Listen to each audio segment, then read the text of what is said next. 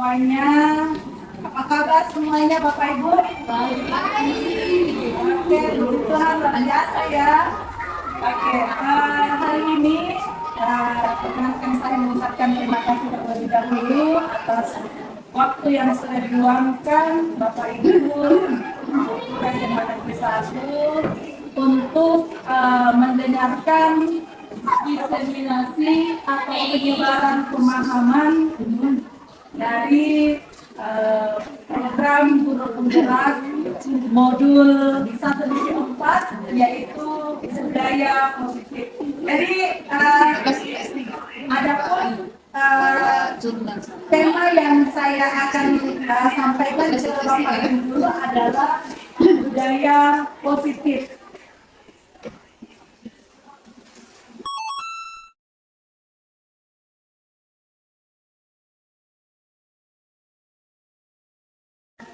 Nah, di dalam kita mempelajari budaya positif, terlebih dahulu kita harus mengetahui filosofi dari Ki Hajar Dewantara. Jadi Ki Hajar Dewantara ini merupakan bapak pendidikan di mana banyak anak-anak beliau yang sudah tergeneralisasi di dalam kehidupan pendidikan kita. Nah, salah satu teori yang dia kemukakan adalah pendidikan bertujuan untuk menuntun segala program yang ada pada anak agar mereka dapat mencapai keselamatan dan kebahagiaan yang sesungguhnya.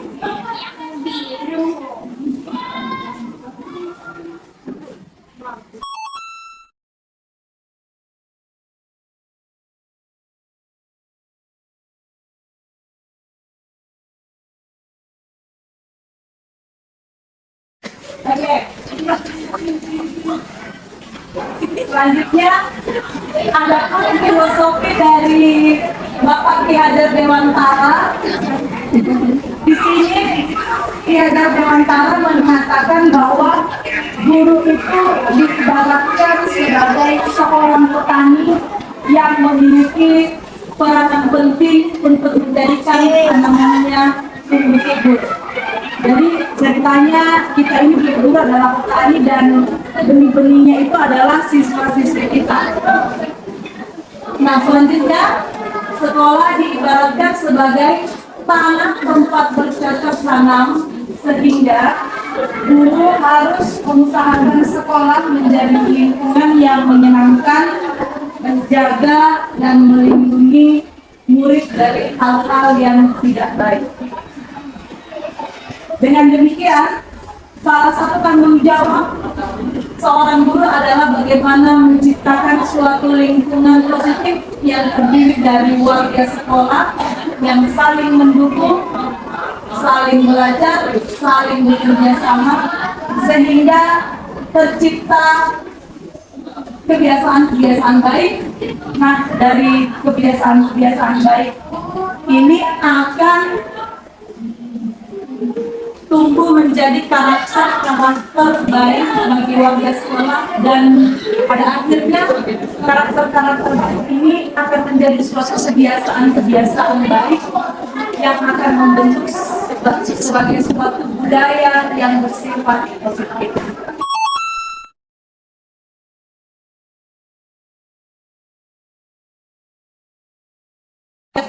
Keyakinan dan kebiasaan seseorang yang berpihak pada murid agar murid dapat berkembang menjadi pribadi yang dan bertanggung jawab sesuai dengan profil pelajar Pancasila.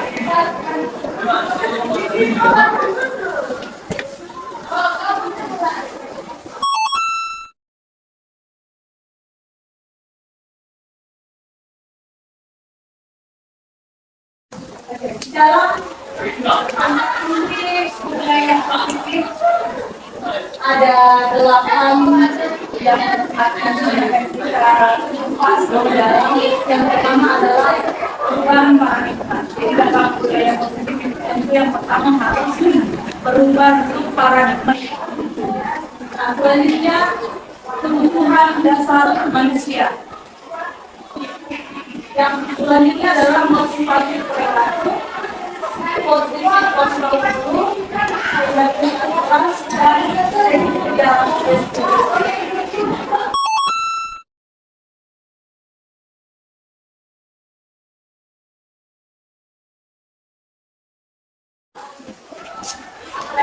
Ibu, saya mulai saja dengan paradigma baru, di mana paradigma baru ini sangat erat kaitannya dengan paradigma dalam pembelajaran. Nah, pembelajaran dengan paradigma baru merupakan pembelajaran yang dirancang berdasarkan pembelajaran berdifferensiasi. Jadi kurikulum mereka ini memang sasarannya adalah bagaimana kita memenuhi kebutuhan siswa dengan melakukan pembelajaran yang berdifferensiasi. Sehingga para peserta didik belajar sesuai dengan kebutuhannya berdasarkan perkembangan sesuai dengan teori psikologi modern untuk menentukan profil pelajaran. Jadi ada 6 profil pelajaran Pancasila yang merupakan karakter yang sangat positif yang diharapkan mampu terbentuk dari pelajar-pelajar SMA Negeri 1. Di antaranya profil pelajar Pancasila yang diinginkan adalah yang pertama yang pertama bertakwa kepada Tuhan Yang Maha Esa dan berakhlak mulia. Karakter kedua berkesinambungan global. Karakter ketiga adalah bergotong royong. Karakter keempat adalah kreatif. Karakter kelima adalah berpikir kritis. Karakter keenam adalah mandiri.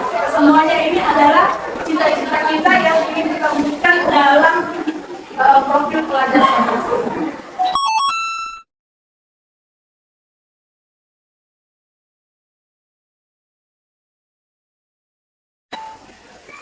Nah, selanjutnya miskonsepsi tentang teori kontrol. Nah, kenapa laku kita sendiri? Nah, sehingga dari teori tersebut ada miskonsepsi yang ingin diluruskan. Yang pertama, ilusi guru mengontrol murid. Ternyata guru yang mengontrol murid itu hanyalah ilusi. Kenapa ilusi? Tadi saya sudah katakan pertama kali bahwa tidak ada yang bisa mengubah perilaku seseorang kecuali dirinya sendiri. Itu menurut William Glasser. Sehingga dia membuat menyatakan ada miskonsepsi yang harus diluruskan. Jadi yang pertama, ilusi guru mengontrol murid. Jadi itu hanya ilusi. Yang kedua, ilusi bahwa semua penguatan positif itu efektif dan bermanfaat. Yang ketiga, ilusi bahwa kritik dan membuat orang merasa bersalah dapat menguatkan karakter. Terkadang juga kita sebagai guru melakukan hal ini, membuat bersalah. Nah, yang keempat, ilusi bahwa orang dewasa memiliki hak untuk memaksa. Nah, ini semuanya ini adalah miskonsepsi karena itu merupakan ilusi. Selanjutnya,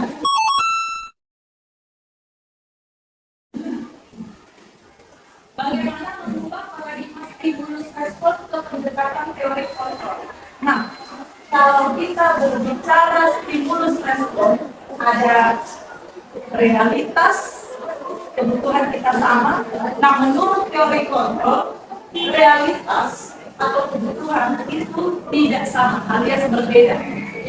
Kemudian, semua orang melihat hal yang sama, itu menurut stimulus respon. Tetapi, menurut teori kontrol, setiap orang memiliki gambaran yang berbeda. Kemudian, yang ketiga, menurut stimulus respon, kita mencoba mengubah orang agar berpandangan sama dengan kita. Terkadang kita seperti ini. Tetapi menurut teori kontrol, semua perilaku itu memiliki tujuan. Kemudian yang keempat, perilaku buruk dilihat sebagai suatu kesalahan. Itu menurut stimulus respon. Tetapi menurut teori kontrol, semua perilaku memiliki tujuan. Jadi ini yang sebenarnya harus kita gali, bahwa semua perilaku yang dikeluarkan oleh siswa itu ternyata punya tujuan. Nah ini yang harus kita gali lebih dalam. Kemudian yang kelima, menurut stimulus respon, orang lain bisa mengontrol saya. Nah, menurut teori kontrol, hanya Anda atau hanya saya yang bisa mengontrol diri saya sendiri atau diri Anda sendiri.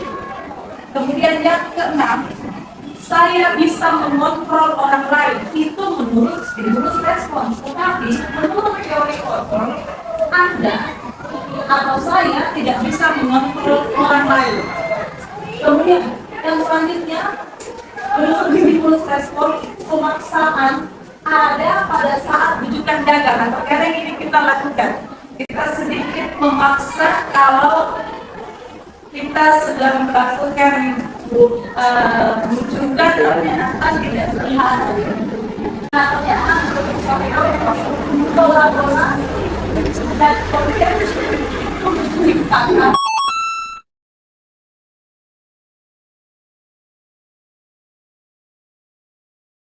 Karena tadi kita sudah berbicara paradigma baru, sekarang kita lanjutkan disiplin positif. Apa sih disiplin positif ini? Disiplin positif berasal dari kata disiplina yang artinya belajar. Jadi disiplin ini sebenarnya adalah belajar. Kalau belajar itu pasti membutuhkan proses. Makanya disiplin itu tidak terbentuk secara spontan, tapi melalui proses. Selanjutnya, disiplin mengacu pada disiplin diri yang memiliki tanggung jawab terhadap apa yang dilakukan berdasarkan nilai-nilai yang diyakini. Jadi intinya ada nilai yang diyakini, nilai itulah yang kita jalankan secara sadar, yaitu secara disiplin.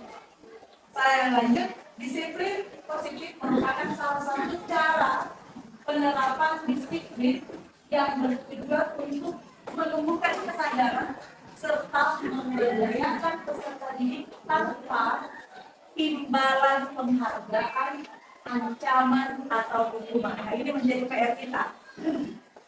Saya lanjut, sebagai pendidik, tujuan kita adalah menciptakan peserta didik yang memiliki disiplin diri, sehingga mereka berperilaku mengacu kepada nilai-nilai kebajikan dan memiliki motivasi intrinsik dalam perubahan perilaku arah yang lebih baik.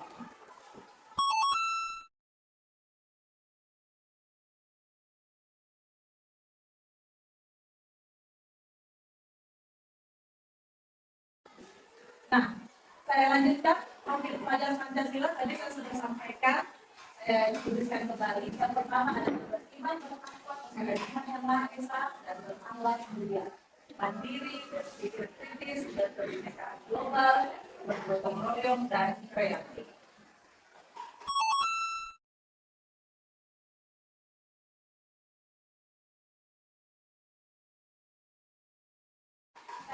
Di motivasi perilaku manusia, ternyata manusia itu memiliki motivasi sehingga memunculkan berbagai macam perilaku. Silakan Pak. Yang pertama, motivasi yang pertama untuk menghindari ketidaknyamanan atau hukuman.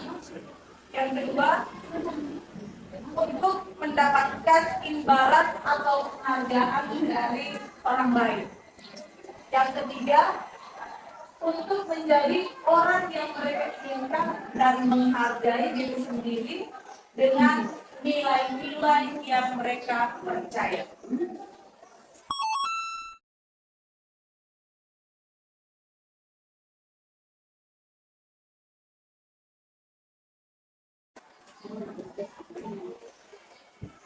Selanjutnya, ada 5 kebutuhan dasar manusia. Nah, sebenarnya 5 kebutuhan dasar manusia ini menjadi pemegang kunci berbagai macam perilaku yang keluar dari manusia atau dari siswa-siswa kita.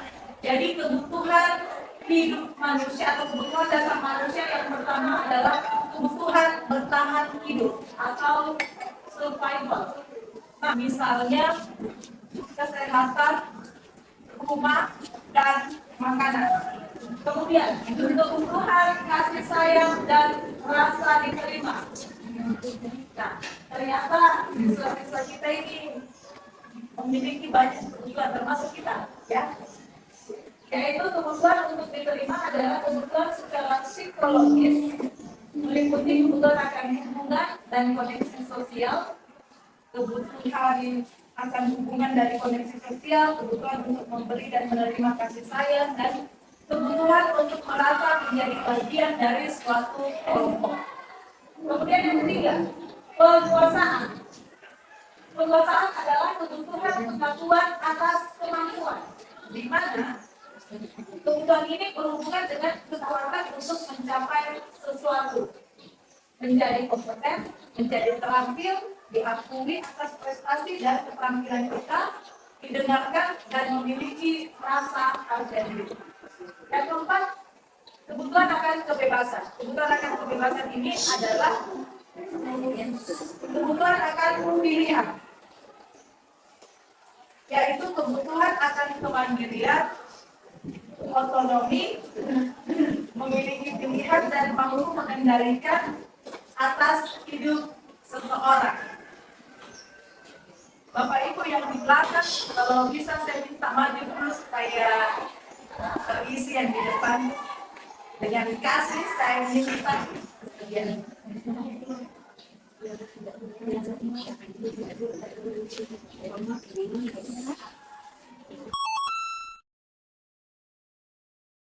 Nah,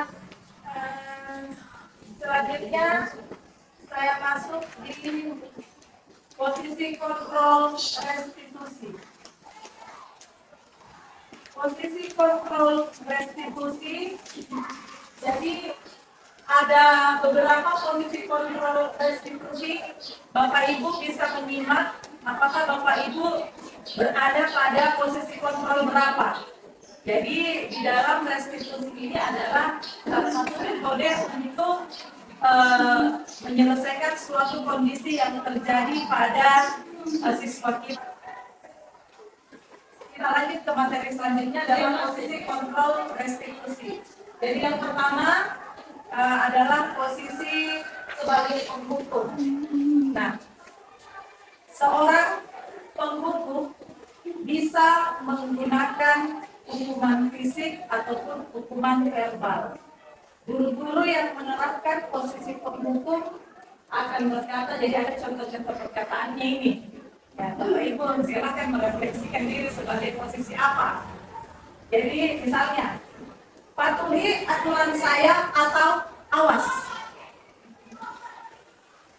Selanjutnya, kamu selalu saja salah. Jadi itu contoh-contoh nada-nada dari guru-guru yang sering menggunakan posisi penghukum.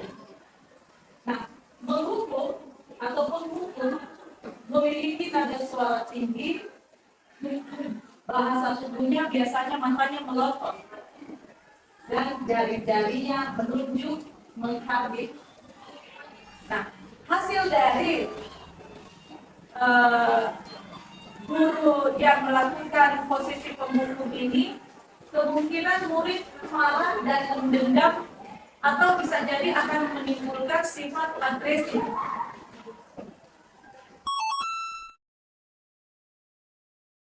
Posisi kedua, ada juga ini posisi guru, pembuat merasa bersalah.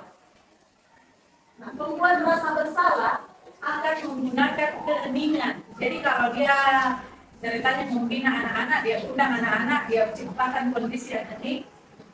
Ya, jadi pembuat merasa bersalah akan menggunakan keheningan yang membuat orang lain merasa tidak nyaman, bersalah atau rendah diri. Kata-kata yang keluar dengan lembut akan seperti, nah, silakan Bapak Ibu dengarkan. Ibu sangat kecewa sekali dengan kamu. Gimana coba kalau orang tua kamu tahu kamu berbuat begini? Atau kalimat-kalimat yang digunakan adalah kalimat-kalimat yang membuat orang lain merasa lebih bersalah. Nah, membuat merasa bersalah memiliki ciri-ciri nada suaranya biasanya memeras atau halus, sedih, ya. Bahasa tubuh merapat pada anak, atau biasanya lesu. Kemudian hasil, murid akan merasa bersalah, memiliki penilaian diri yang buruk tentang diri mereka, merasa tidak berharga. Terus bisa saja murid tertekan seperti inilah yang tiba-tiba bisa meletuskan amarahnya dan bisa menyakiti diri sendiri atau orang lain.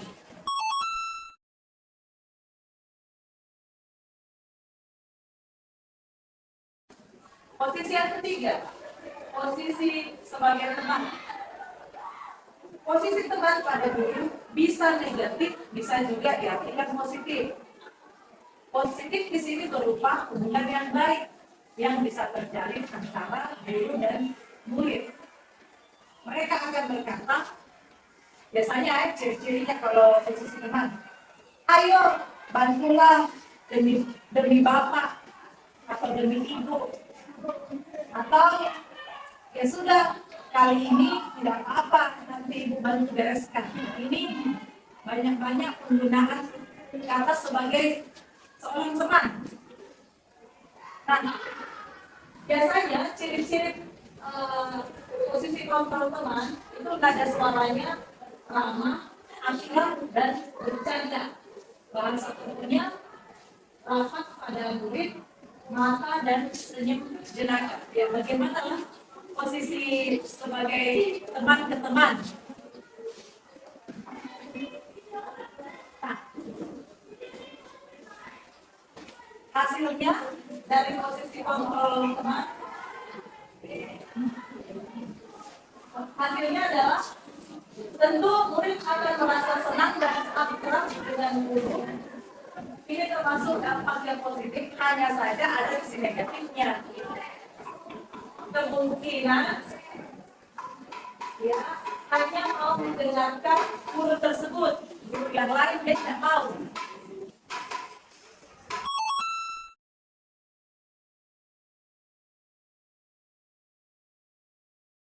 Kontrol restitusi yang keempat adalah posisi pemantau. Jadi ada juga posisi pemantau. Memantau atau memantau berarti mengawasi. Posisi memantau menggunakan sanksi dan konsekuensi. Kontrol restitusi yang keempat adalah memantau. Nah, memantau berarti mengawasi. Posisi memantau menggunakan sanksi atau konsekuensi sehingga dapat memisahkan hubungan pribadi kita dengan murid. Seorang pemantau sangat mengandalkan penghitungan catatan data yang dapat digunakan sebagai bukti atas perilaku seseorang. Pertanyaan yang diajukan seorang pemantau yang biasanya diucapkan adalah peraturannya apa? Sanksi atau konsekuensinya apa? Pemantau memiliki ciri khas nada suaranya datar, bahasa tubuhnya hasilnya murid mengalami konsekuensi dianggap karena telah melanggar peraturan restoran, tetapi tetap merasa tidak nyaman. Ya, jadi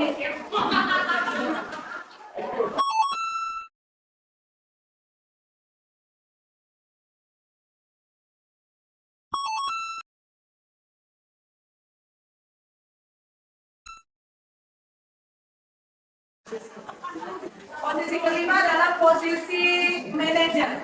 Nah, jadi posisi manajer ini adalah posisi di mana guru berbuat sesuatu bersama dengan murid, mempersilahkan murid bertanggung jawab, mempertanggungjawabkan perilakunya, mendukung murid agar dapat menemukan solusi atas permasalahannya sendiri. Di sini penekanannya bukan pada kemampuan membuat konsekuensi, namun dapat berkolaborasi dengan murid bagaimana memperbaiki kesalahan yang ada. Apakah kamu meyakini contoh kalimatnya? Apakah kamu meyakininya? Jika kamu meyakininya, apakah kamu bersedia untuk memperbaiki?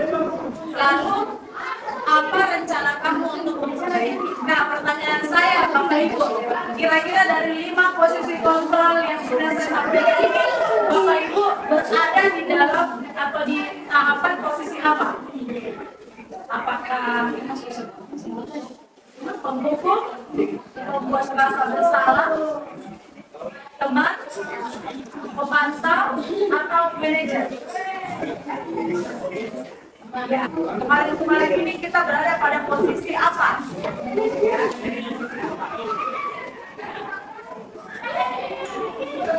Nah, saya masih lanjut posisi manajer. Ada ciri-ciri dari posisi manajer. Biasanya mempergunakan nada suara yang tulus, bahasa tubuh tidak kaku, mendekat ke murid. Nah, ini ada contoh percakapan.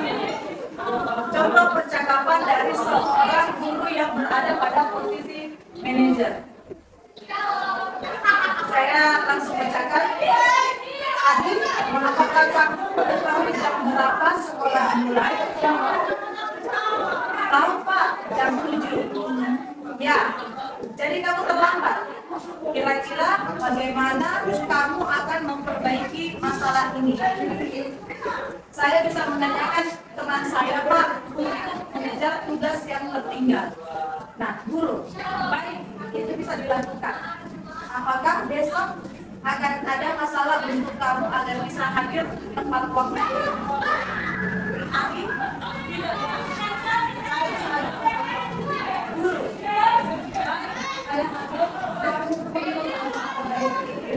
nah, dari contoh kasus yang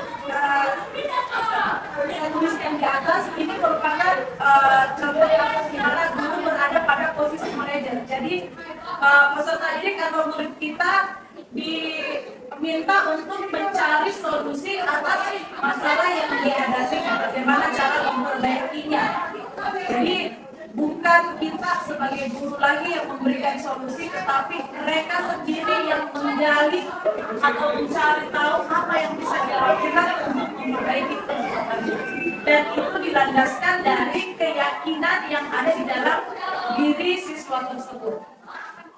Terima kasih karena masih tetap semangat. Sebelum kita lanjut di materi selanjutnya,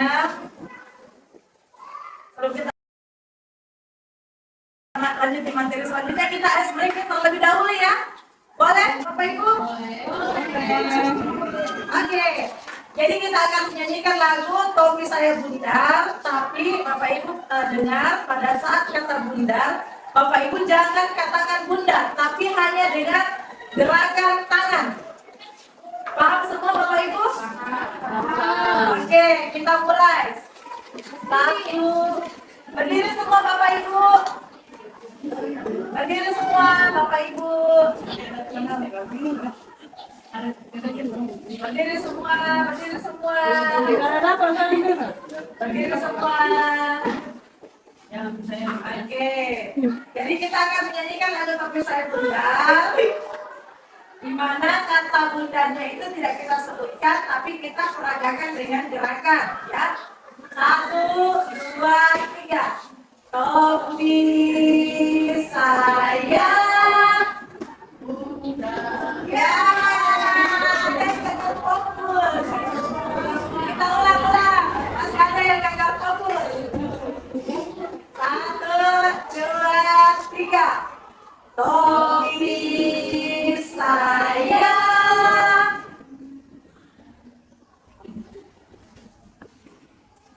Topi kasih sayang, kalau tidak bukan topi saya.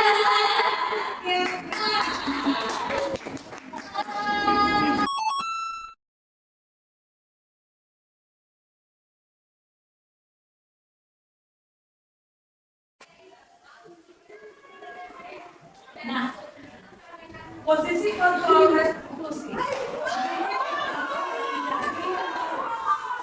lagi yang mandiri, merdeka, bertanggung jawab atas segala perilaku dan sikapnya yang pada akhirnya dapat menciptakan lingkungan yang positif, nyaman, dan aman.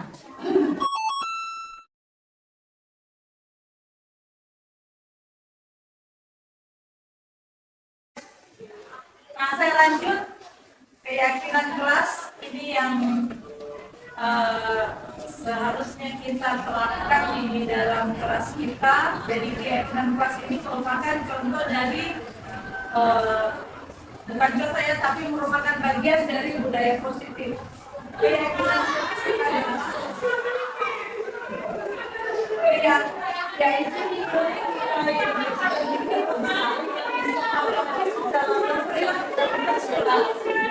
lepas dari negara, bahasa maupun agama. Seseorang akan lebih bergerak dan bersemangat untuk menjalankan keyakinannya daripada hanya sekedar mengikuti serangkaian peraturan tertulis tanpa makna.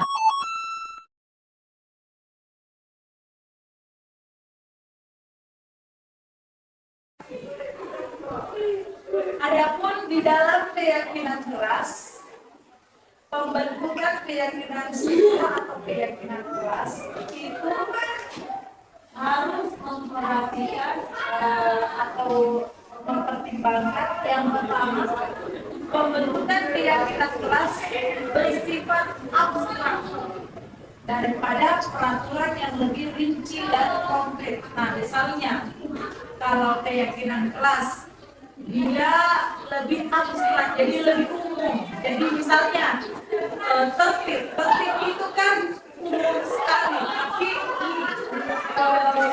mencakup dalam segala hal. Jadi makanya di sini sifatnya abstrak. Kalau peraturan itu lebih rinci, selanjutnya sehingga mudah diingat dan dipahami oleh semua warga kelas. Selanjutnya, semua warga kelas hendaknya ikut berkontribusi dalam pembuatan keyakinan kelas lewat kegiatan curang pendapat. Selanjutnya, bersedia meninjau kembali keyakinan kelas dari waktu ke waktu. Jadi diharapkan setiap Bapak Ibu guru nantinya membuat suatu keyakinan kelas. Nah, keyakinan kelas ini merupakan curah pendapat. Jadi semua siswa berkontribusi memberikan apa yang mereka yakini bisa mereka lakukan di kelas. Jadi itu betul-betul dari dalam hati mereka, motivasi intrinsik.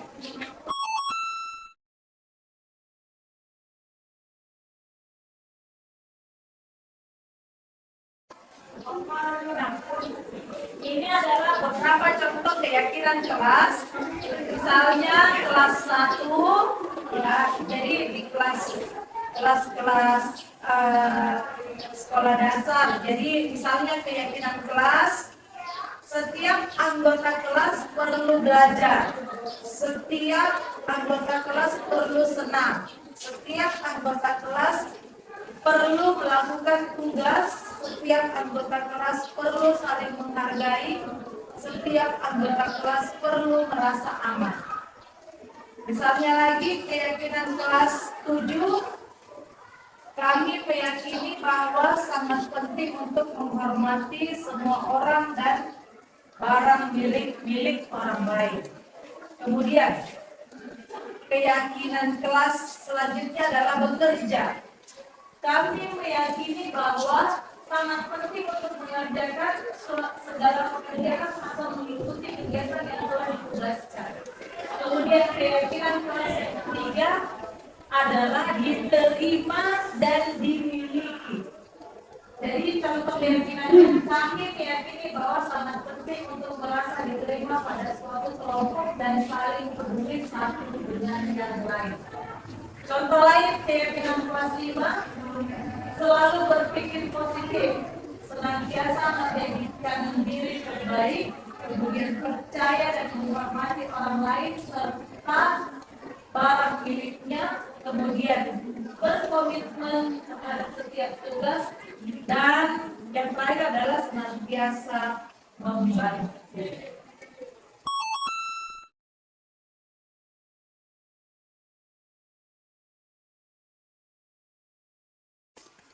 Nah, saya lanjut. Kalau tadi kita sudah membuat keyakinan kelas, jadi diharapkan Bapak Ibu nanti setiap kelas-kelas yang dipegang membuat keyakinan kelas supaya nanti siswanya bisa lebih disiplin, lebih fokus, karena keyakinan kelas itu berasal dari dalam diri mereka masing-masing. Nah, materi selanjutnya adalah segitiga restitusi. Apa sih segitiga restitusi ini? Jadi sebelum saya masuk segitiga restitusi, saya sampaikan dulu, restitusi adalah salah satu cara menanamkan disiplin positif pada murid sebagai bagian dari budaya positif di sekolah. Atau segitiga restitusi adalah suatu proses dialog yang dijalankan oleh guru agar dapat menghasilkan murid yang mandiri dan bertanggung jawab. Bapak Ibu silakan lihat gambarnya tanggapan segitiga restitusi. Jadi kalau Bapak Ibu lihat, dia bentuknya seperti berbentuk segitiga. Jadi setiap sisinya ini mengandung kalimat-kalimat yang mengandung makna. Jadi di dalam segitiga restitusi ini terdiri dari menanyakan, menstabilkan identitas, validasi tindakan yang salah, dan menanyakan keyakinan. Mari kita lihat apa-apa saja yang dimaksud dari tahapan segitiga restitusi.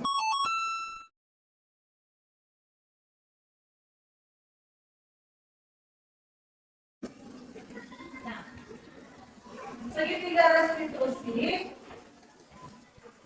sisi pertama itu adalah sisi yang paling dasar, ya, yang dasar, yaitu menstabilkan identitas. Nah, menstabilkan identitas adalah bertujuan untuk mengubah identitas anak dari orang yang gagal, ya, saya ulang, bagian dasar dari segitiga restitusi bertujuan untuk mengubah identitas anak dari orang yang gagal karena melakukan kesalahan menjadi orang yang sukses. Nah, contoh kalimat yang bisa kita gunakan, berbuat salah itu tidak apa-apa, tidak ada manusia yang sempurna. Jadi Bapak Ibu guru bisa mengadopsi kata-kata tersebut apabila Bapak Ibu guru sedang melakukan pembinaan kepada anak-anak kita. Nah, saya lanjut. Sisi kedua adalah sisi yang dari saya itu sebelah kanan, yaitu validasi tindakan yang salah.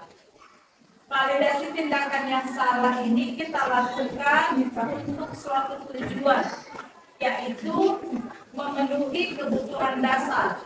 Nah, contoh kalimat yang bisa kita gunakan, kamu pasti punya alasan mengapa kamu melakukan ini. Jadi misalnya ada anak-anak kita ribut di kelas, terus kita klarifikasi, kita panggil pada saat istirahat. Kalau misalnya kita mau validasi tindakan yang salahnya, kita jangan langsung judge mereka, tapi Bapak Ibu guru bisa mengatakan kamu pasti punya alasan kenapa kamu ribut di kelas. Kemudian sisi yang ketiga adalah sisi menanyakan keyakinan. Setelah dua tahapan ini kita lakukan, yang terakhir adalah kita reminder lagi atau mengingatkan lagi keyakinan apa yang sudah mereka sepakati waktu menanyakan keyakinan kelas. Jadi di dalam teori kontrol menyatakan bahwa kita manusia pada dasarnya termotivasi secara internal. Jadi contoh pertanyaan yang bisa Bapak Ibu gunakan, kamu mau jadi orang yang seperti apa? Oke.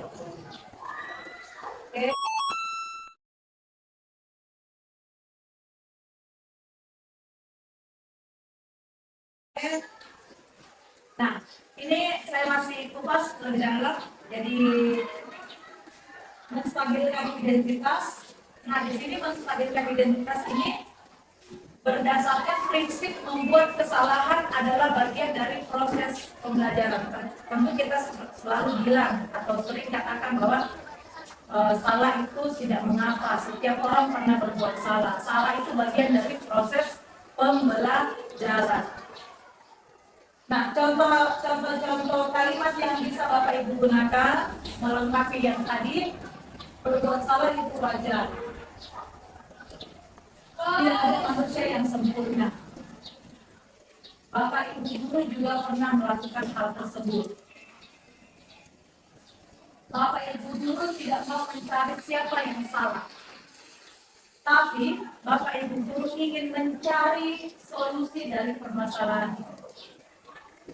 Kalimat yang terakhir contohnya adalah kamu berhak merasa begitu.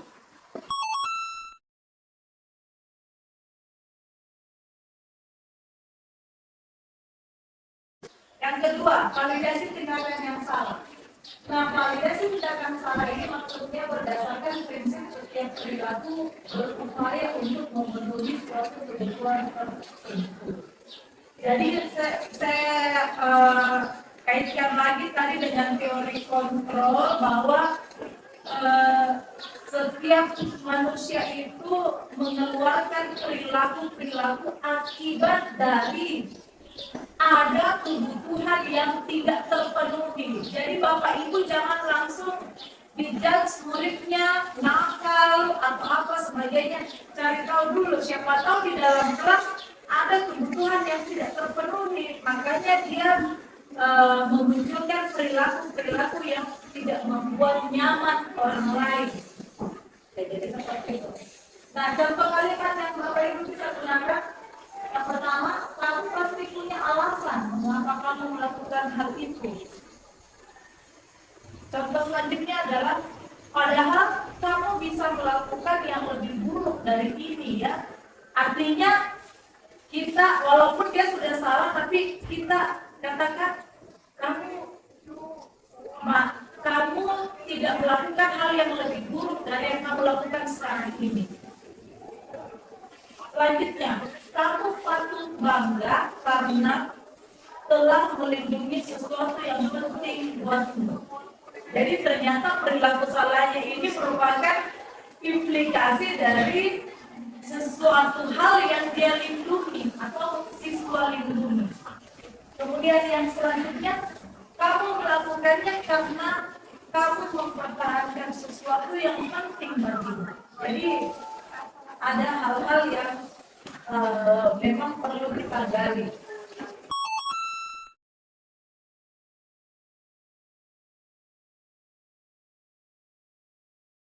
Selanjutnya yang ketiga, menanyakan keyakinan. Menanyakan keyakinan ini berdasarkan prinsip teori kontrol bahwa pada dasarnya kita termotivasi secara intrinsik. Nah, ini yang ketiga ini sangat penting setelah kita validasi tindakan yang salah dan sebagainya. Yang terakhir ini yang sangat penting, artinya kita perbaiki lagi konsepnya. Tapi biarkanlah siswa tersebut yang menemukan di mana letak kesalahan atau kelemahan yang mereka lakukan dari keyakinan kelas yang sudah mereka bentuk. Nah, contoh-contoh pertanyaannya, apa keyakinan kelas kita? Jadi kita ingatkan kembali siswa terhadap keyakinan kelas yang sudah disepakati. Kemudian, nilai-nilai apa yang telah kita sepakati bersama? Kalimat selanjutnya, seperti apa gambaran sebuah kelas yang tidak berusaha? Kalimat selanjutnya, kamu. Oke, demikianlah pemaparan saya Bapak Ibu. Ya, terima kasih atas waktu yang sudah diluangkan. Tetap semangat, tetap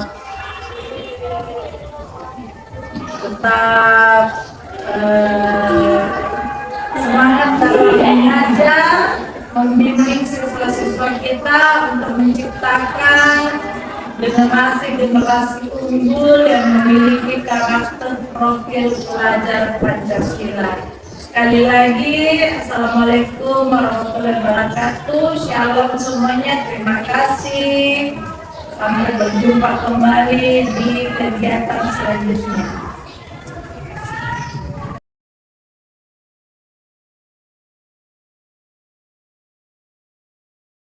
Oke, selamat pagi anak-anak. Apa kabarnya hari ini? Luar biasa ya. Jadi hari ini Ibu Guru akan melakukan kegiatan membuat keyakinan kelas.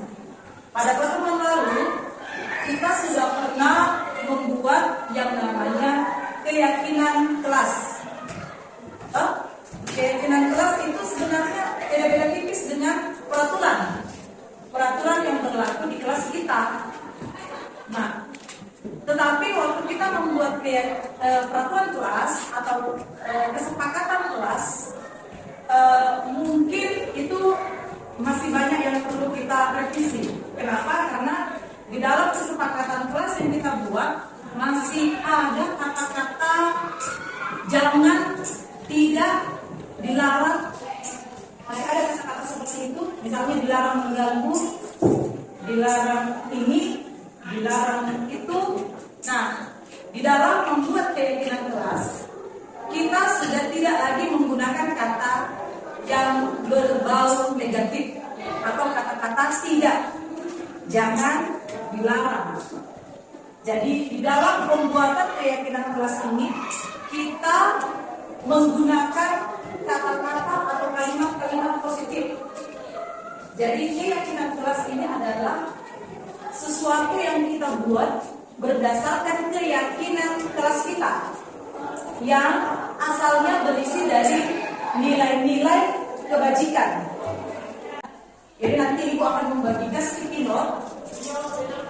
Nah, kalian berpikir kira-kira keyakinan kelas apa yang bisa saya lakukan, ya, yang bisa saya lakukan. Jadi itu gunanya kenapa kita membuat keyakinan kelas itu secara bersama-sama, karena kita yakini.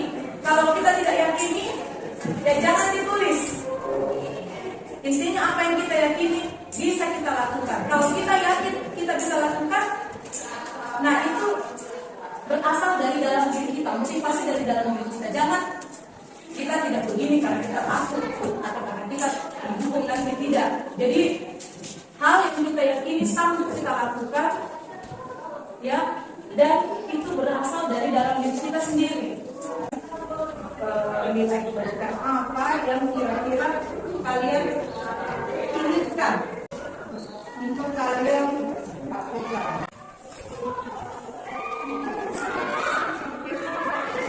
Jadi boleh bantu dulu untuk bagikan ini.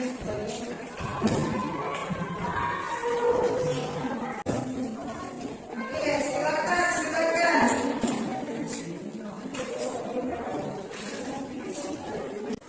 Dilarang membuang sampah. Kan masih ada kalimat negatif, ada kata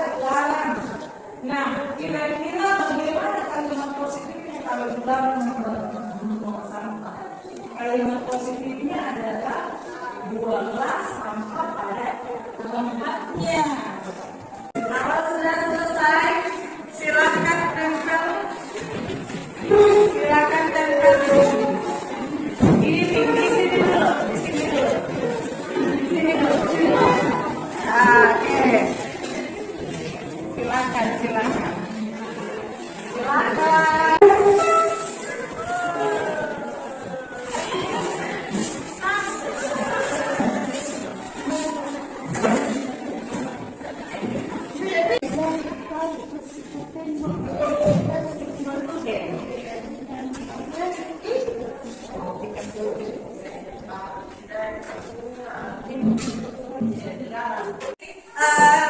Tadi kalian sudah menuliskan keyakinan kelas yang kalian.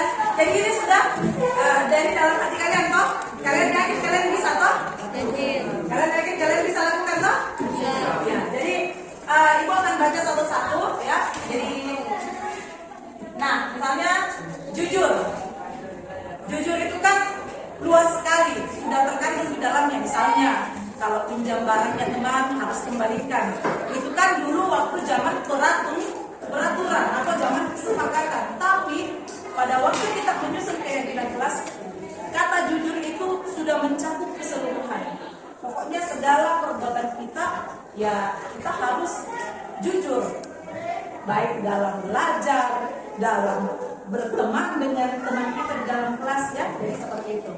Nah yang kedua, tertib dalam mengikuti pembelajaran. Nah kata tertib itu luas maknanya. Tertib itu sudah mencakup misalnya fokus dalam pembelajaran, tidak mengganggu, menjaga kenyamanan, keamanan. Itu kan kandungan maknanya luas. Nah kemudian bertanggung jawab. Bertanggung jawab ini juga luas. Jadi bertanggung jawab ini dalam segala hal, bertanggung jawab dalam hal belajar, bertanggung jawab dalam hal meminjam barang, bertanggung jawab dalam hal melakukan sesuatu, ya. Jadi maknanya sangat luas. Nah, berdasarkan apa yang kalian susun, yang pertama adalah jujur. Yang kedua,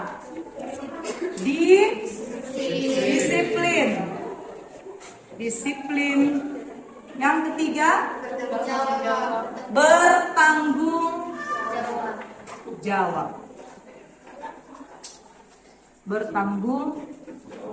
jawab. Yang keempat, apalagi? Menjaga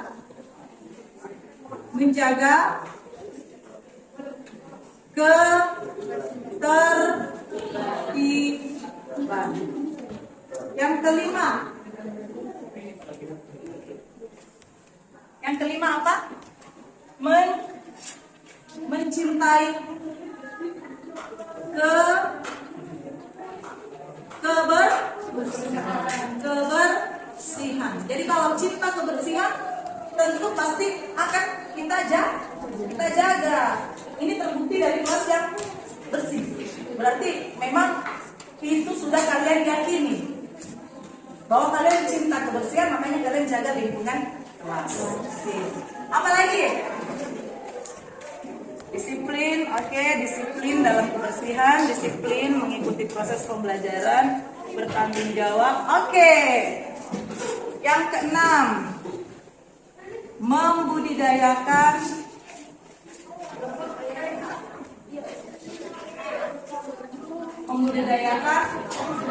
sopan santun. Apalagi? Oke. Apalagi? Berdoa sebelum dan sesudah belajar. Oke, masih ada? Oke. Kalau tepat waktu mengumpulkan tugas itu sudah masuk dalam disiplin. Nah, ada lagi di sini.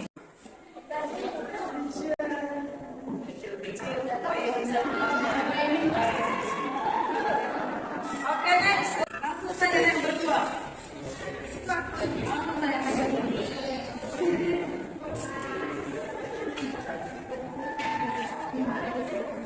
Oke, lanjut.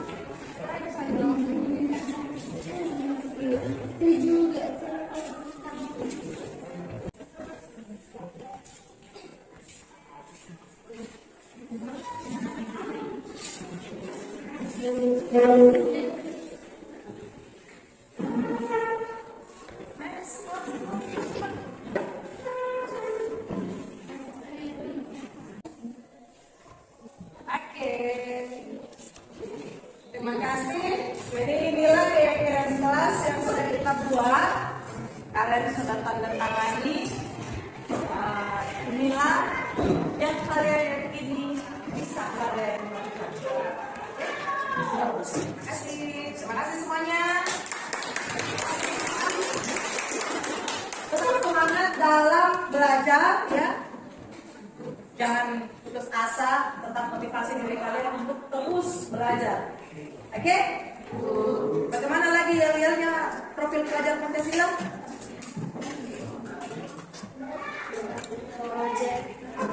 Belajar Pancasila. 1, 2, 3. Project penguatan profil pelajar Pancasila.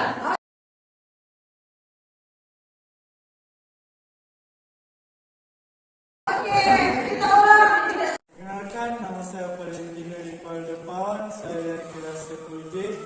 Saya sangat senang dengan adanya keyakinan kelas ini karena keyakinan kelas ini diambil dari nilai-nilai kebajikan yang dari dalam diri siswa dan diambil dengan cara bermusyawarah.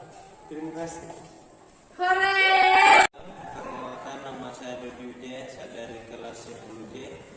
Saya sangat senang dengan adanya keyakinan kelas karena dengan adanya keyakinan kelas akan membentuk karakter dari siswa melalui keyakinan yang mereka ambil dari diri mereka masing-masing.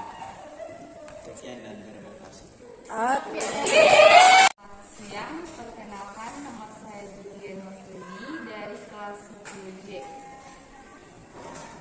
Dengan adanya keyakinan kelas, saya merasa senang karena bisa mengajar kita untuk lebih bertanggung jawab dan disiplin.